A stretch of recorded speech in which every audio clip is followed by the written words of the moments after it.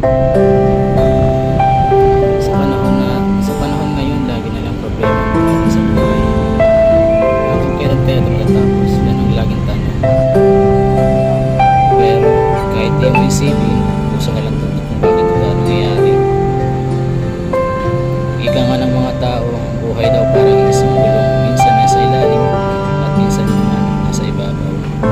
Kaya lagi mo lang kayo matandaan. Alam mo ba, tuwing nagigising ka na lang sa umaga, papaisip na lang talaga ano ba talaga ang nangyayari sa'yo, kung maganda ba or masama. Kahit nasa trabaho ka, paisip ka kung hanggang saan tatagal ang posisyon mo. Kahit duplikayod ka na, kung ang kapalaran mo hanggang doon na lang.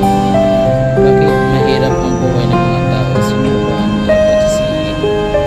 Sa mundong ito, tayo ba o yung namumuno sa atin? Hanggang kailan magiging mahirap ang mga taong mahihirap? Ilang pagkain pa kaya ang kakainin ng mga taong mahihirap?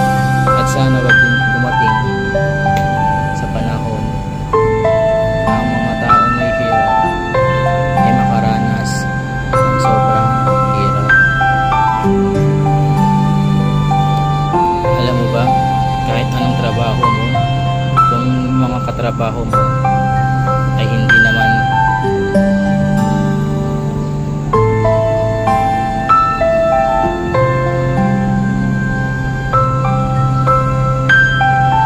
kahit anong sipag mo sa buhay, walang mangyayari kung lagi na lang iisipin mo ang mga taong nasa paligid mo ay nagda-down sa'yo. Hindi ko man maisip kung bakit ganito ang sitwasyon ng aking buhay. Siguro ito na yung mga araw na nagiging masaya ka, ikaw lang mag-isa at wala ng ibang kasama.